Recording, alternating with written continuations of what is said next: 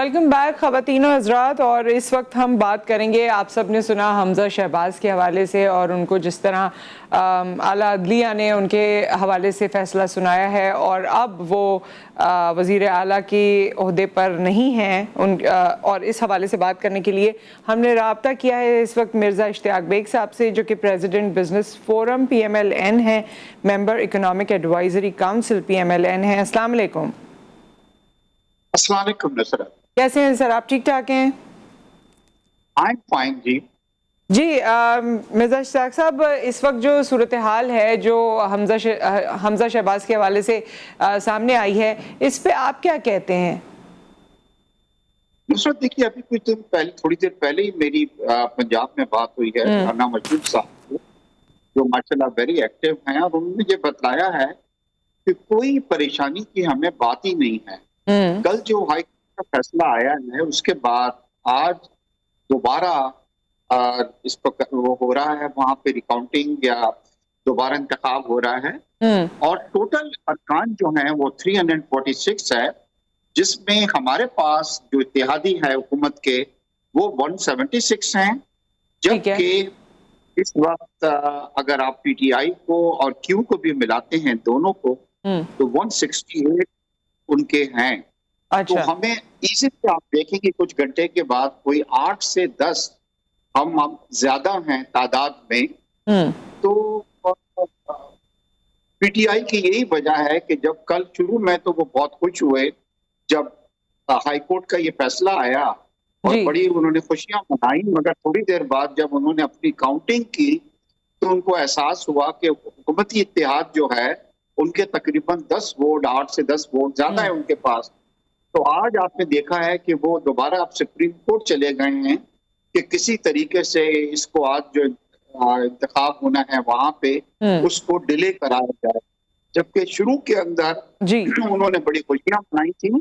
तो मेरे ख्याल आप देखेंगे कि शाम तक दोबारा हमजा साहब जो हैं वो चीफ मिनिस्टर होंगे पंजाब। लेकिन अदलिया के पास भी जब ये केस गया इश्तियाक साहब, तो ऑब्वियसली उनके पास भी काफ़ी सबूत या जवाबत या जो कुछ भी है इसके साथ इसको सपोर्ट करने के डॉक्यूमेंट्स होते हैं, जिसके बाद फैसला आता है। तो क्या ऐसी चीज़ पेश की गई PTI की जानिब से, या क्या ऐसी बात कही गई जिससे ये फैसला सामने आया? क्योंकि अगर आपके लिए ये इतना सिंपल है या पार्टी के लिए इतना सिंपल है कि आप लोग अपने लोग काउंट कर रहे हैं और फिर ऑपोजिशन को काउंट कर रहे हैं और उसमें आपका नंबर ज़्यादा है, तो ये बात तो एक्सप्लेनेबल है, ये तो अदलिया में भी कही जा सकती थी। हाँ देखिए, PTI का जो था वो इसको डिले करने का मकसद था। उसकी वजह यह है, शायद आपको नुसरत में मालूम हो कि 17 जुलाई को उन 25 अरकान के इंतखाबात हो रहे हैं जिनको इलेक्शन कमिश्नर ने जो था उनको डी-सीट कर दिया था। अब ये है कि उसके अंदर डेफिनेटली वो एक बहुत बड़ा इंतखाब हो रहा है जो PTI का भी मुस्तकबिल को सबूत देगा कि वो कितने पॉपुलर हैं पंजाब में, और नून के लिए भी बहुत अहम जो है वो इंतखाब है। और उनकी ये किसी तरीके से ये है कि इस चीज को ड्रैग किया जाए और यहाँ पे हुकूमत जो है वो नून की कायम नहीं हो सके। मगर कल जो था सिंगल बेंच का फैसला नहीं था, इसमें आई थिंक कि 3 से या 5 जो थे हाई कोर्ट के जो सीनियर जजेस थे उनका ये फैसला आया है, और उसमें I think it's very fair कि आज 4 बजे उन्होंने कहा है कि जी काउंटिंग करवा लेते हैं, इंतखाब करवा लीजिए, और जिसके पास ज्यादा वोट होंगे then he is the authority, और वो अपनी हुकूमत जो है वो फॉर्म कर सकेंगे। ये आज शाम तक पता चलेगा। जी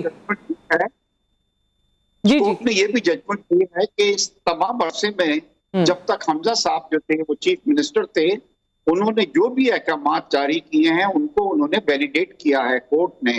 तो मेरे ख्याल से आज साहब की position is much stronger than इससे पहले, क्योंकि जब हाई कोर्ट के इतने मोअज़्ज़िज़ जजेस जो हैं उन्होंने उनके जितने भी फैसलों को वैलिडेट किया है और आज इंतखाबात का किया है, तो हमें कोई परेशानी नहीं है। मगर हैरानगी ये हो रही है कि PTI जो है वो बहुत परेशान नजर आ रही है इस फैसले से, जबकि आई थिंक फेयर प्ले होगा और जिसके पास अक्सरियत है वो अपनी अक्सरियत जो है वो शो कर सकता है। अच्छा इश्तियाक साहब, क्योंकि आपका बिजनेस फोरम PMLN से भी ताल्लुक है, आप उसे लुक आफ्टर कर रहे हैं, देन इकोनॉमिक फोरम को भी लुक आफ्टर कर रहे हैं, सो मुझे एक बात बताइए, जिस तरह आपने कहा कि PTI परेशान है, इस तरह आवाम भी बहुत परेशान है, और मैं आपसे जानना चाहती हूँ, सिंस आपका बैकग्राउंड बिजनेस का है और आप इस वक्त की मौजूदा हुकूमत के साथ अटैच्ड हैं, तो मुझे बताइए पेट्रोल प्राइसेस में जो हाइक हो रहा है, जो बिजली का लोड शेडिंग के हवाले से और बिजली के जो बिलों में इजाफा हो रहा है, यूटिलिटीज हम देख रहे हैं, हर चीज आम आदमी की दस्तरस से बाहर होती जा रही है,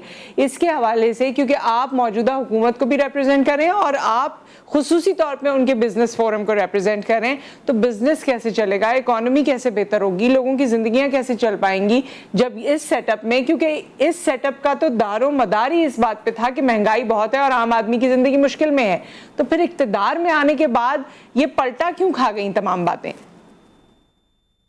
नुसरत, देखें, आपने सही कहा, और being a president Pakistan Muslim league business forum, मेरी अक्सर जो है फाइनेंस मिनिस्टर साहब से बात होती रहती है। आप यकीन करें कि इस वक्त ये महंगाई जो है ये सिर्फ पाकिस्तान की प्रॉब्लम नहीं है। कुछ दिनों पहले मैं यूरोप से आया हूँ और यूरोपियंस को मैंने, आप यकीन करें कि रोते हुए देखा है, इतने परेशान हैं।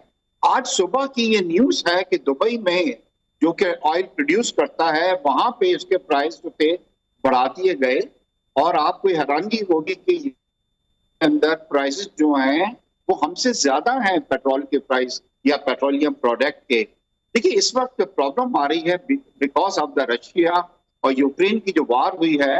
इंटरनेशनल मार्केट के अंदर प्राइसेस जो हैं वो तारीखी सतह के ऊपर आ गए हैं। अच्छा, जब आप, हमारा एक मुआहिदा है IMF के साथ, और उस मुआहिदे के बगैर कोई हुकूमत भी सरवाइव नहीं कर सकती, और अगर हमने उस मुआहिदे पे अमल नहीं किया नुसरत, तो पाकिस्तान जो है वो बिल्कुल श्रीलंका जो है बन सकता है। हमारे पास ज्यादा ऑप्शन नहीं है, हमारे पास सिर्फ 2 ऑप्शन हैं। एक इश्तियाक साहब, इस पे कत्ते कलामी की माफी चाहती हूँ, लेकिन इस पे लोगों का जो एतराज आ रहा है वो यही आ रहा है कि फिर तो पिछला सेटअप भी यही कर रहा था, तो पिछले सेटअप को हटाने की क्या जरूरत थी? जब इमरान खान साहब के दौर में भी महंगाई हो रही थी और गरीब आवाम इसी तरह मुश्किलात से दो चार थी, तो अब चाहे हम इसे मजबूरी कहें या इसे अपनी जिम्मेदारी कहें या जो कुछ भी कहें, या हम ये कहें कि आने वाले वक्तों से डर के हम ये फैसले कर रहे हैं, तो बात तो वही हो गई। फिर मौजूदा सेटअप में और पिछले सेटअप में फर्क कहाँ हुआ? आम आदमी के लिए आसानी कहाँ हुई?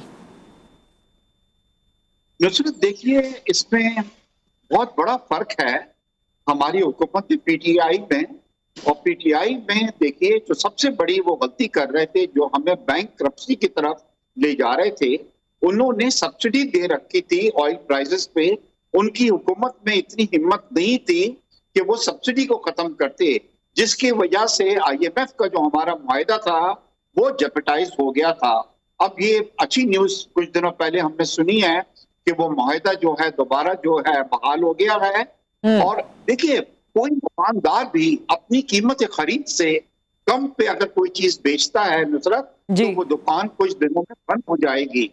तो हम ये कर रहे थे कि पहले जो फर्क हमारी और उनकी हुकूमत में है कि वो ये फैसला नहीं कर पा रहे थे, जिसकी वजह से 1400 अरब रुपए पर साल के हमें सब्सिडी में देने पड़ रहे थे। और इस सब्सिडी का फायदा किसको हो रहा था? बड़ी गाड़ियों वालों को हो रहा था, मोटरसाइकिल वालों को और छोटी गाड़ियों वालों को नहीं हो रहा था। तो ये अनपॉपुलर डिसीजन जो है हमने लिया, हमें इतनी हिम्मत है कि हम फेस कर रहे हैं, मगर हमारे पास 2 रास्ते थे, या तो हम खुद पॉपुलर रहते, हमारी हुकूमत पॉपुलर रहती, या हम मुल्क के लिए कुछ करते। तो आज आपको मैं ये गुड न्यूज आपके शो में बता रहा हूं कि पाकिस्तान डिफॉल्ट से निकल गया है। IMF ने जिस दिन हमारा ये मुआहिदा बहाल किया है, हमें तकरीबन $1.9 बिलियन जो है पाकिस्तान के अकाउंट में आजकल के अंदर आ जाएंगे। इससे पहले चाइना ने हमें 2.44 बिलियन हमको दिए हैं। ये तमाम एतमाद शो करता है इंटरनेशनल इंस्टीट्यूशंस का हमारी हुकूमत के ऊपर कि ये हुकूमत में सकत है, ये मुश्किल फैसले कर सकती है। और इंशाल्लाह ये एंड नहीं है। जिस दिन इंटरनेशनल मार्केट में प्राइसेस कम होंगे पेट्रोलियम के, पाकिस्तान के भी प्राइसेस जो है इंशाल्लाह पिछली सतह के ऊपर आ सकते हैं। इश्तियाक साहब, ये बड़ा वैसे इस तरह यूजुअली आवाम को फील नहीं होता कि जब जैसे ही प्राइसेस कम हो तो वो इफेक्ट आए। आज अगर प्राइस हाइक हो जाएगा, जैसे रात में 15 रुपए दोबारा बढ़ा दिए गए हैं, तो सुबह में उसका जो एक बर्डन है वो कंज्यूमर तक पहुंच जाएगा। लेकिन अगर रात में पैसे कम कर दिए जाएं तो फौरी बर्डन आपसे कम नहीं किया जाता। ये तो एक आम तौर से एक्सपेरिमेंट या एक्सपीरियंस है आम आदमी का, आम पाकिस्तानी का। एक चीज और बता दीजिए, वाजे कर दीजिए, क्योंकि बिजनेस को आप लुक आफ्टर कर रहे हैं, चीजें आप देख रहे हैं, आने वाले दिनों में जो कहा जा रहा है कि पेट्रोलियम मसनूआत या पेट्रोल की कीमत पर लीटर कीमत जो है वो 300 या उसके इर्द गिर्द या उससे तजावुज कर जाएगी, इसमें कोई हकीकत है? एक ही बार प्राइस बढ़ चुके हैं या अभी बढ़ते जाएंगे दोबारा? देखिए, प्राइजेस जो थे, जितने हमने बढ़ाने थे और जितने आईएमएफ ने हमें कहे थे, वो बढ़ गए हैं। अब आईएमएफ की एक शर्त यह है कि 50 रुपए पेट्रोलियम लेवी जो है वो आपने, क्योंकि ये हमने एग्री नहीं किया था आईएमएफ से, ये मुआहदा जो था वो पीटीआई की हुकूमत ने आईएमएफ से कहा था। और जब हम उनके पास गए, उन्होंने कहा अगर आप चाहते हैं कि आईएमएफ का जो प्रोग्राम है उसको बहाल करना चाहते हैं तो ये हमारी शराइत हैं।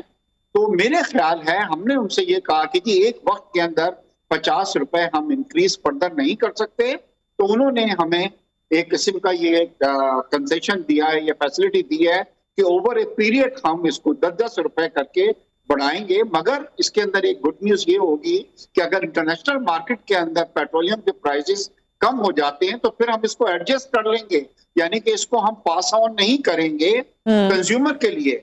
और मुझे पूरी उम्मीद है इंशाल्लाह कि आने वाले वक्तों में इंटरनेशनल मार्केट के अंदर ये जो प्राइसेस हैं, जो $120 पर बैरल पे आ गया है, जो जिंदगी में हमने नहीं सुना था, ये 90, 85 इसके ऊपर हुआ करता था।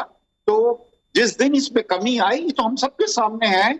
मेरे शहबाज शरीफ साहब से बात हुई थी जब लास्ट टाइम वो कराची आए थे, और नुसरत उन्होंने मुझे ये बताया है कि जैसे ही इंटरनेशनल मार्केट में प्राइसेस कम हुए हम इंशाल्लाह इसको पास ऑन करेंगे कंज्यूमर को।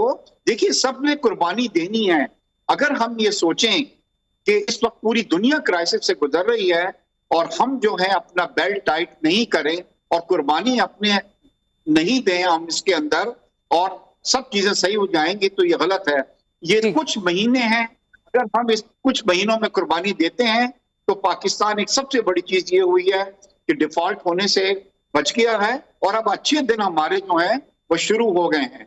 अच्छा, ये भी बताइएगा इश्तियाक साहब, क्योंकि पाकिस्तान में कराची को बिजनेस की या एक कमर्शियल हब कहा जाता है, पूरे मुल्क की रीढ़ की हड्डी कहा जाता है, और कराची पिछले टेन्योर में या उससे पहले कई बार हमने देखा है कि इग्नोर होता रहा है।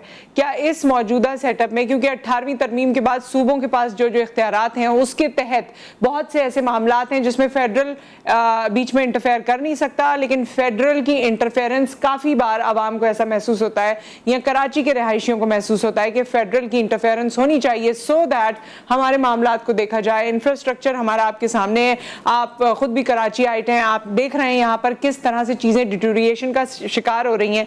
तो आपको लगता है कि मौजूदा हुकूमत कराची पे कोई नजरसानी करेगी या उनके पास इस किस्म का कोई वे आउट होगा? क्योंकि हर बात में तो 18वीं तरमीम का पोस्टर लगा दिया जाता है कि जी ये इनके पास, ये इनका हक ही नहीं है, ये कर ही नहीं सकते हैं।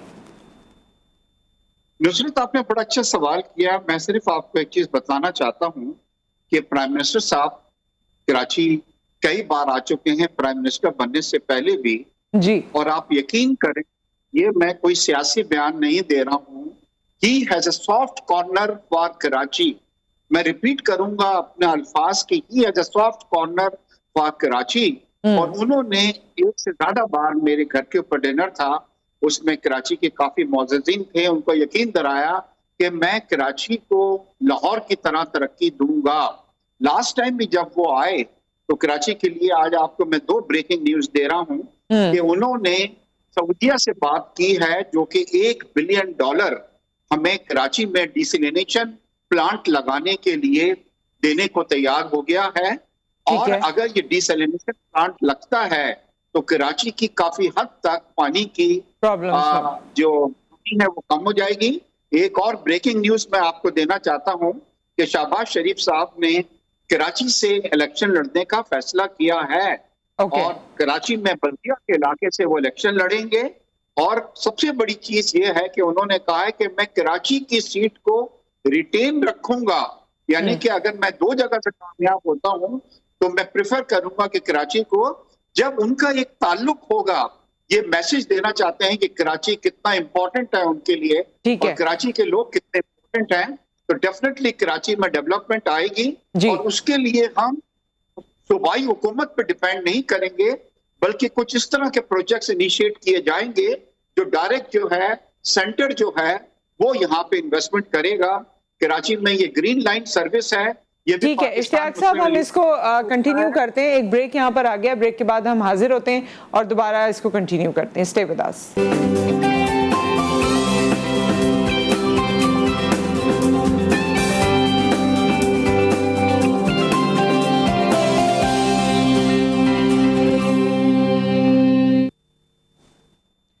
वेलकम बैक ख़वातीनो हज़रात। हम इस वक्त बात कर रहे हैं, हमारे साथ मिर्ज़ा इश्तियाक बेग साहब मौजूद हैं जिनका ताल्लुक PMLN से है। और क्योंकि हमज़ा शहबाज शरीफ साहब के हवाले से जैसा फ़ैसला आया था आला अदलिया का, उसके बारे में पहले क्लैरिफिकेशन की और कराची के हालात और मामलात के हवाले से और पूरे पाकिस्तान के हालात और मामलात के हवाले से, मौजूदा हुकूमत, महंगाई, इस सब पे हम आपसे बात कर रहे थे।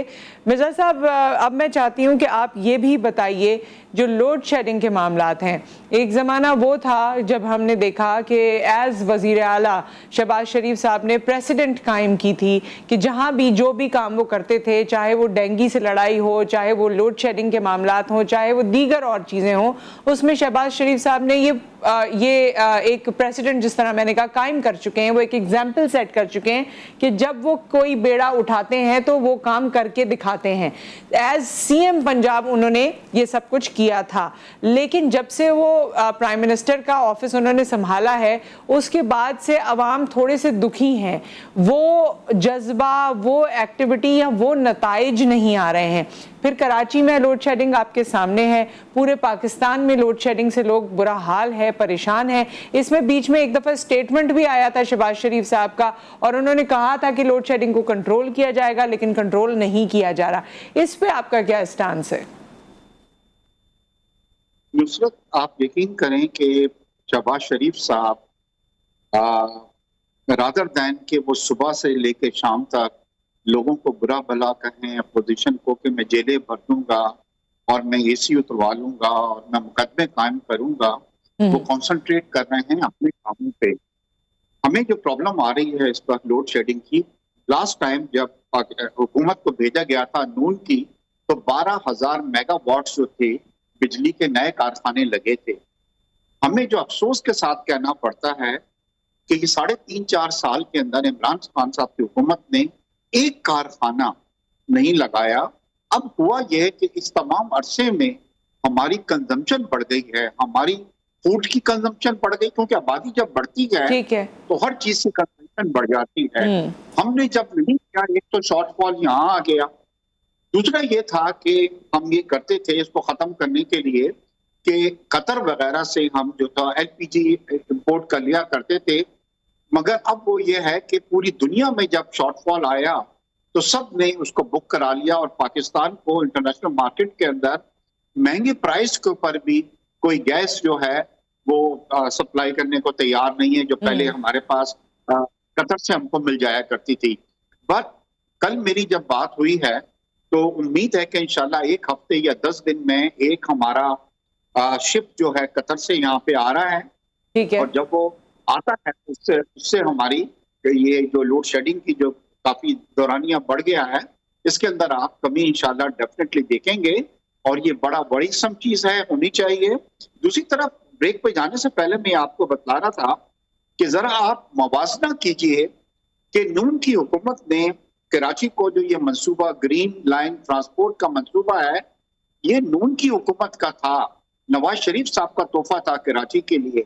K4 जो था पानी का मंसूबा, ये भी नवाज शरीफ साहब का तोहफा था कराची के लिए। इसी तरह कराची सक्कर अगर आप इसको देखते हैं, लियारी एक्सप्रेस वे जो था ये भी वफाक ने कंप्लीट कराया था। आप मुझे बताइए कि PTI को कराची से शायद 14 या 16 सीटें मिली थी, कोई एक प्रोजेक्ट का नाम बतला दें जो कराची के लिए किया हो किसी ने, कुछ नहीं किया। आप थोड़ा सा आप हमें जी, टाइम कचरा दें। उठाने से लेकर और कराची ट्रांसफॉर्मेशन प्लान से लेकर काफी प्लान्स तो सामने आए थे। बाकी तो ये है कि बहस तलब गुफ्तगू है, उनके नुमाइंदे साथ होते तो हम जरूर उनसे पूछेंगे। जी प्लीज कंटिन्यू। आप मुझसे बात कर रही हैं? जी जी जी जी जी, कंटिन्यू कीजिए इश्तियाक साहब। टाइम बहुत शॉर्ट है, 2-3 महीनों में इतने गंभीर जो मसले हैं वो हल नहीं होते। ठीक है, मगर नोइंग शफकत शरीफ साहब और मेरी उनसे एक बड़ी अच्छी एसोसिएशन है। आप यकीन करें, ही इज अ डूअर, यानी कि वो सुबह उठ के कई बार के मैसेज सुबह 4-5 बजे के आए हुए होते हैं, जो हैरानगी होती है कि ये आदमी कितने घंटे जो है। और क्या आपने देखा है कि इमरान खान साहब सुबह उठते थे और पॉलिटिकल स्टेटमेंट होती थी और रात तक ये कहते थे कि सियासतदान चोर हैं, हमारे बिजनेसमैन चोर हैं। ठीक है इश्तियाक साहब, मैं चाहती थी कि आप मजीद कंटिन्यू करें, लेकिन यहाँ पर हमारा सेशन क्लोज हो रहा है, वक्त खत्म हो गया है। थैंक यू सो मच, आपने हमें वक्त दिया और चंद अच्छी बातें सुबह सुबह के प्रोग्राम में इस फोरम से गई हैं। होपफुली, क्योंकि पाकिस्तानी अवाम और चाहे किसी भी शहर की हो, हम सब उम्मीद करते हैं कि हमारा मुल्क तरक्की करेगा, हमारा हर सूबा, हर कस्बा, हर इलाका तरक्की करेगा, हम सब की ज़िंदगी आसान होंगी। और जैसे कि आपने बताया है अभी कि इसके लिए कोशिश की जा रही है, प्लान बन रहे हैं और शहबाज शरीफ साहब जिस तरह से प्रोएक्टिव हैं, लेट्स सी कि उनका ये प्रोएक्टिव होना हम सब पे कितना असरअंदाज होता है और पॉजिटिवली हमें किस तरह से मदद करता है। विद दैट एक ब्रेक आ गया, ब्रेक के बाद हम वापस आएंगे। सुन्नत इब्राहिमी जो हम जिलहज के महीने में अदा करते हैं और कोशिश करते हैं कि फरीजा सर अंजाम दे, उसके बारे में हमें कितना पता है